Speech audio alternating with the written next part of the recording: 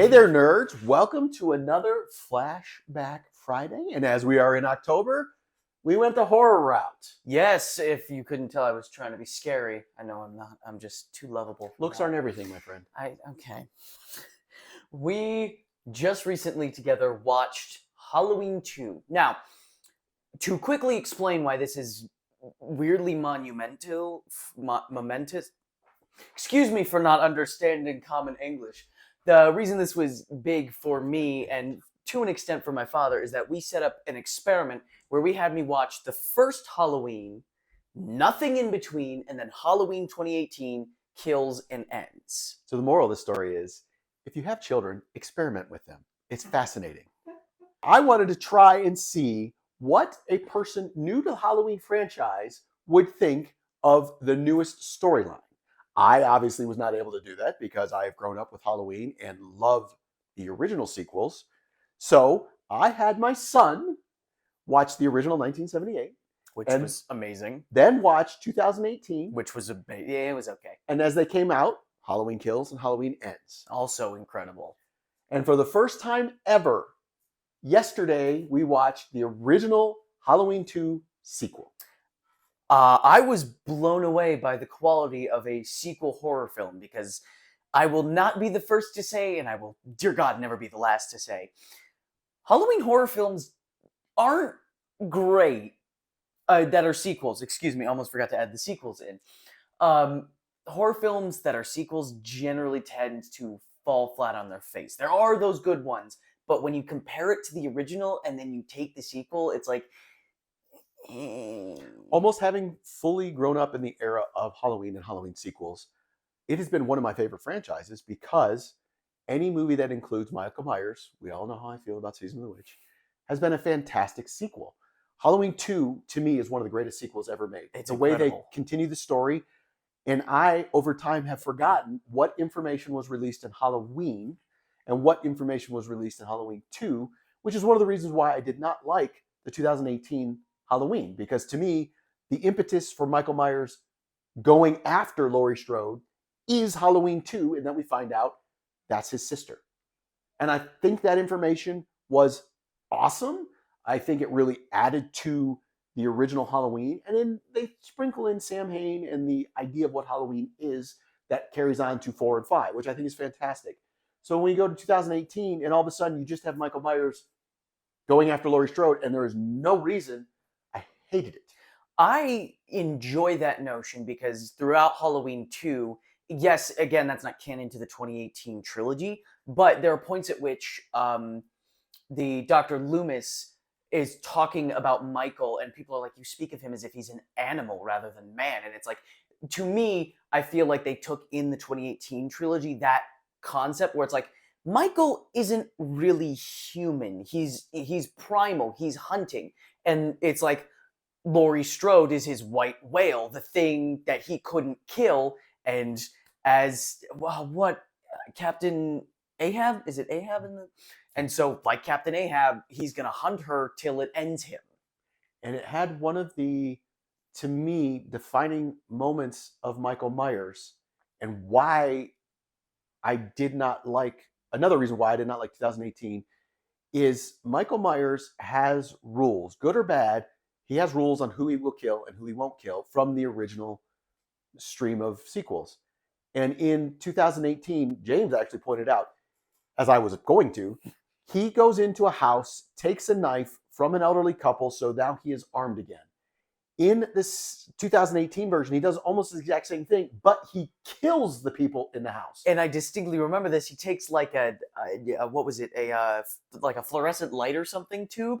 He cracks it and he stabs her with it. And it's like a bit excessive. Yeah, where I was like, that's not how Michael Myers acts. And earlier in 2018 movie, he kills a kid. And I'm like, that's not how Michael Myers acts from the sequels I am familiar with. So rewatching 2, I realized a lot of the reasons why I did not like 2018 are from things that are established in this sequel. So when you go and wipe out this sequel in 2018 is the direct sequel, it makes a lot more sense. Not that I like it anymore, but I'm like, okay, I need to be more understanding and forgiving and understanding that this sequel, which I still think is a genius movie, and set in a hospital, and we have this slow-moving Michael Myers going after a heavily drugged up Jamie Lee Curtis, Laurie Strode. Man, it gets the tension going. I feel like the deaths, probably a little cliche at this point, but back in 1981, Well, back then those were terrifying. Yeah. Think about it. The way I look at horror films is I don't look at how cliched a death is. I look at how much it would suck to be killed that way. I would not want to be strewn across a minor surgery table with an IV drip leaking my blood. That doesn't sound like fun. I would not want to have my face burnt off in a hydrotherapeutic tub. I would not want to have the back of a hammer lodged in my skull. I do want to take a moment here and say I have done a very good job raising my son, because the therapeutic pool where the nurse gets naked, he goes, boobs! And I'm like, yes. Because a certain I have someone succeeded! also says it. So anytime we Boobs. ever watch a movie where boobs or butts, or in the case of the Watchmen series, a penis, we just say But what's there. boobies is always a fun word. Of course And it is. obviously I like It's seeing just boobies, fun. But it also, this is the first time watching this movie, and I've seen it a million times. I am very familiar with Lance Guest from The Last Starfighter, Halloween 2, and that classic Jaws 4. It never occurred to me that a gentleman named Lance Guest is starring with Jamie Lee Curtis. Do you know who Jamie Lee Curtis is married to? Christopher Guest. They are not related, but all of a sudden it was like, Wait there's a a lot minute. of guests in here. I was just like, wow, this is interesting. Only to me, of Yeah. course, but it was interesting. It was a pretty fun line to draw. And with this movie, and definitely going back, like watching The Exorcist, I'm really seeing how horror is in and of itself an art. Not just because it's like our example is the first Friday the 13th. They created their own brand new blood compound so that it would look realistic and it could look terrifying. With Halloween and The Exorcist, these are not just films about bad stuff, they're also trying to tell a message at the same time. Both of us picked up on it.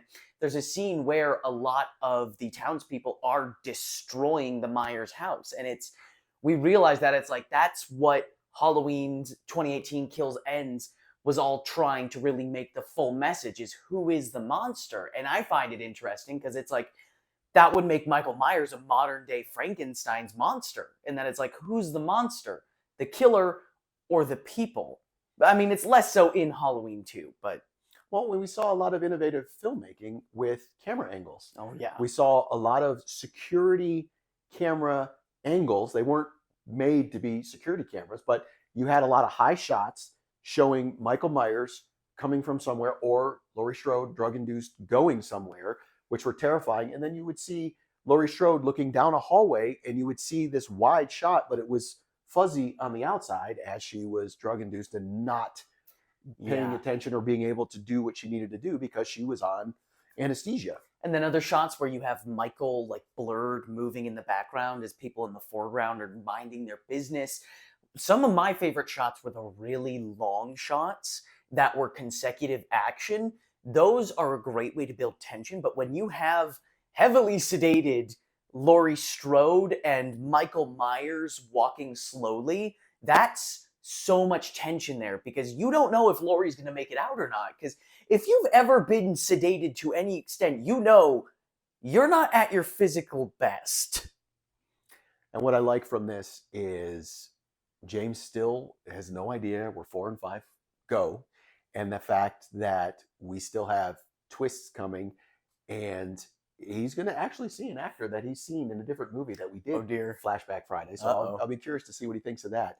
But that we then have an actress who is in 4 and 5 who, in a separate way, is then involved in the Rob Zombie versions, which he has not seen yet. So again, I'm very excited to experiment with my son and have him watch these movies and for us to talk about it on Flashback Fridays. I am excited to watch Season of the Witch to understand why my father is so angry.